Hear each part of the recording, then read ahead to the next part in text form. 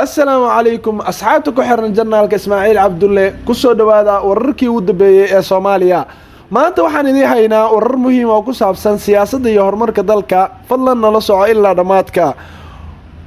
wararka ugu muhiimsan ra'iisul wasaaraha xukuumadda federaalka Soomaaliya Xamse Cabdi Barre ayaa maanta xafiis ku qaabilay mas'uuliyiin ka tirsan wasaaradda dekedaha iyo gaadiidka badda ra'iisul wasaaraha ayaa warbixin faahfaahsan ka dhageystay wasaaradda taas oo ku saabsan horumarka dalka oo uu ka gaaray dhanka gaadiidka badda iyo dadaalada lagu horumarinayo kaabayaasha dekedaha warbixinta ayaa sidoo kale diiradda lagu saaray qorshayaasha mustaqbalka ee lagu xoojinayo adeegyada badda kuwaas oo muhiim u ah kobaca dhaqaalaha iyo socodka ganacsiga dalka dhanka kale aynu aadno ee koonfur galbeed xisbiga xaqsoor ee ka tirsan maamulka koonfur galbeed ayaa hambalyo u diray madaxweynaha dowlad goboleedka koonfur galbeed Cabdicasiis Lafti Gareen iyo gudoomiyihii baarlamaanka federaalka Soomaaliya Cali Siciid Fiqi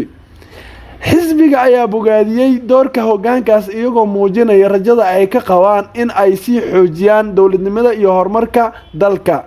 sidoo kale xisbiga xaqsoor ayaa ugu baaqay dhammaan dhinacyada siyaasadda inay xaliyaan taawashooyinka jira isla markaana la ilaaliyo midnimada ummadda Soomaaliyeed waxay sidoo kale si gaar ah ugu baaqeen dowladda federaalka inay joojiso xiisadaha siyaasadeed si loo helo jawi degan oo horseeda wada hadal iyo xal waara haddaba daawade labadan arrimood ayaa muujinaya laba jihood oo muhiim ah horumar dhinaca dhaqaalaha ah iyo gaadiidka badda iyo sidoo kale baahida loo qabo xasiloonida siyaasadeed oo dalka u horseedi karta horumar waara